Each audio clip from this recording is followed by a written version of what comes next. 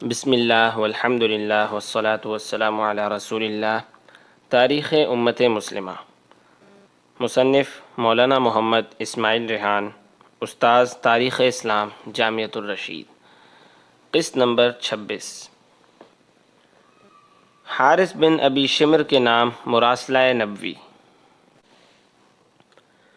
دوسرا مراسلہ سرحدات شام کے عرب گورنر حارث بن ابی شمر غسانی کے نام تھا، جو شجاع بن وہب رضی اللہ عنہ لے کر گئے تھے۔ حارث بن ابی شمر نے پیغام کو تحقیر کی نگاہ سے دیکھا اور جواب میں مدینہ پر فوج کشی کی دھمکی دی۔ حضور صلی اللہ علیہ وسلم نے اس کا جواب سن کر فرمایا، اس کی حکومت تباہ ہوگی۔ شاہ مصر مقوقس کے نام گرامی نامہ۔ حضرت صلی اللہ علیہ وسلم نے تیسرا مراسلہ مصر کے حکمران جریج بن مینا کے نام روانہ کیا تھا، جسے عرب مقوقس کے لقب سے یاد کرتے تھے۔ وہ قبطی النسل تھے۔ مصر میں قیصر کا نائب السلطنت ہونے کے علاوہ بڑے پادری کی حیثیت سے مذہبی پیشوا بھی وہی تھے، مگر اندازہ ہوتا ہے کہ جب حضور صلی اللہ علیہ وسلم نے اسے مکتوب لکھا تب وہ مقامی قبطیوں کی حمایت سے مصر کا خود مختار حکمران بن چکا تھا۔ یہی وجہ ہے کہ رسول اللہ صلی اللہ علیہ وسلم نے اسے عظیم القبط یعنی قبطیوں کا سربراہ کہا تھا۔ رسول اللہ صلی اللہ علیہ وسلم نے مکتوب میں لکھا تھا، اللہ رحمان الرحیم کے نام سے، محمد الرسول اللہ صلی اللہ علیہ وسلم کی جانب سے، مقوقس سربراہ قبط کے نام۔ ہدایت کی پیروی کرنے والے پر سلامتی ہو، میں تم کو اسلام کی دعوت دیتا ہوں، اسلام لے آؤ، سلامت رہو گے، اللہ تمہیں دوگنا ثواب دے گا، اگر انکار کرو گے تو اپنے ہم قوموں کا گناہ بھی تمہارے سر ہوگا۔ حضور صلی اللہ علیہ وسلم کا یہ گرامی نامہ حضرت حاطب بن ابی بلتع رضی اللہ عنہ لے گئے۔ مقوقس عیسائیوں کی مذہبی کتابوں کا گہرا علم رکھنے والے کی وجہ سے نبی آخر الزمان صلی اللہ علیہ وسلم کی نشانیوں سے خوب واقف تھا۔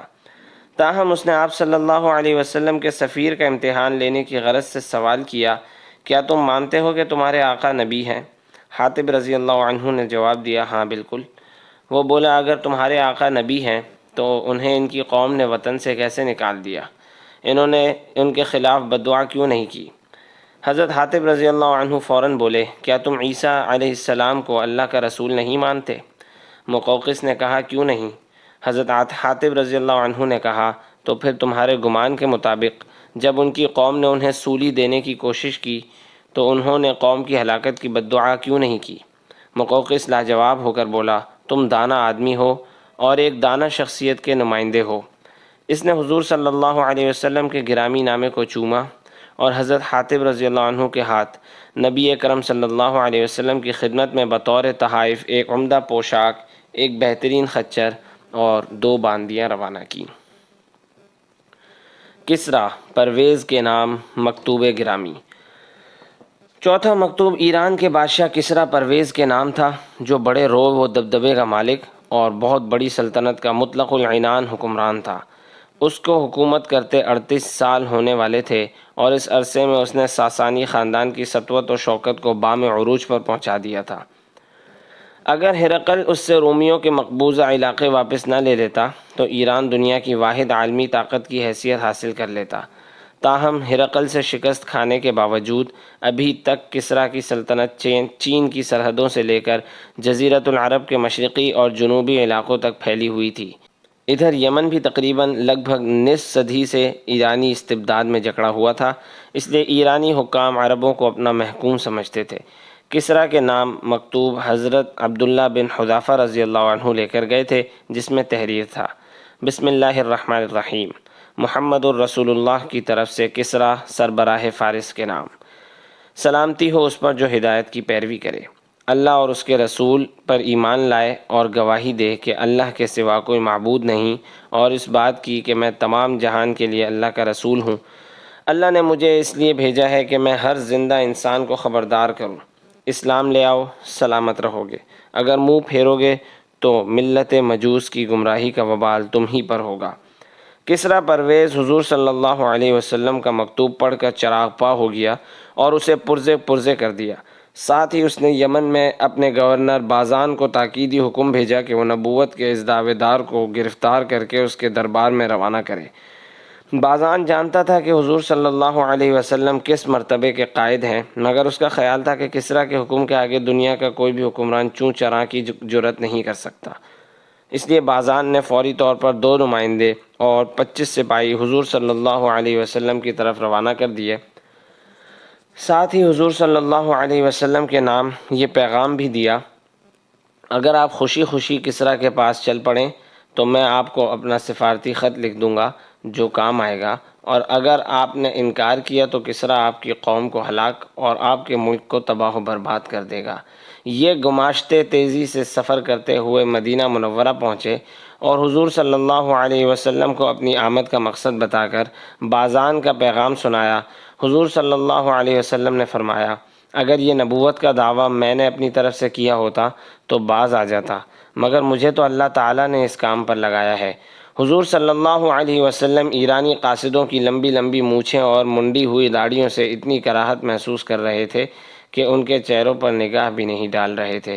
آخر کار آپ نے یہ کہہ کر اپنی ناگواری کا اظہار فرمایا، تمہیں کس نے ایسی شکلیں بنانے کا حکم دیا ہے؟ وہ بولے، ہمارے رب کسریٰ نے۔ حضور صلی اللہ علیہ وسلم نے پرجلال انداز میں فرمایا، مگر مجھے میرے رب نے حکم دیا ہے کہ میں مونچھیں کٹاؤں اور داڑھی بڑھاؤں۔ حضور اکرم صلی اللہ علیہ وسلم نے قاصدوں کو اپنے ہاں ٹھہرایا اور پھر ایک دن انہیں رخصت کرتے ہوئے کہا، جاؤ اپنے گورنر بازان کو بتا دو کہ گزشتہ شب میرے رب نے تمہارے رب کسریٰ کو ہلاک کر دیا ہے۔ ایرانیوں نے اس دن کی تاریخ لکھ لی اور بڑی حیرت کے عالم میں واپس روانہ ہوئے۔ اپنے ملک پہنچ کر انہیں پتہ چلا کہ سرکار مدینہ صلی اللہ علیہ وسلم کی بات بالکل درست تھی۔ اسی تاریخ کو کسریٰ پرویز اپنے پایہ تخت مدائن میں اپنے بیٹے شیرویہ کے ہاتھوں مارا گیا اور ساسانی خاندان کی عظیم سلطنت ہچکولے کھانے لگی۔ نجاشی کے نام مکتوب گرامی۔ رحمت عالم صلی اللہ علیہ وسلم کا 5واں مراسلہ حبشہ کے نئے بادشاہ نجاشی کے نام تھا، جو ربیع الاول 7 ہجری میں حضرت عمر بن امیہ رضی اللہ عنہ کے ہاتھ بھیجا گیا۔ گرامی نامہ پڑھ کر نجاشی نے بلا تأمل اسلام قبول کر لیا اور کہا، اگر ممکن ہوتا تو میں خود رسول اللہ صلی اللہ علیہ وسلم کی خدمت میں حاضری دیتا۔ عرب امراء کے نام مراسلے۔ ان بادشاہوں کے علاوہ رحمت عالم صلی اللہ علیہ وسلم نے جزیرۃ العرب کے کئی خود مختار حکمرانوں کے نام بھی خطوط روانہ کیے، جن میں سے بحرین کے حاکم منذر بن ساوا، یمامہ کے حاکم جوزہ بن علی، عمان کے امراء عیاض بن جلندہ اور جعفر بن جلندہ قابل ذکر ہیں۔ ان میں سے منذر بن ساوا اور عمان کے دونوں حکمران بھائیوں نے اسلام قبول کر لیا۔ تو دوستوں، اگر آپ نے ابھی تک چینل سبسکرائب نہیں کیا تو ابھی چینل کو سبسکرائب کیجئے، اور ہاں، اگر آپ کو ویڈیو پسند آئی تو لائک اور کمنٹ کرنا نہ بھولیے گا۔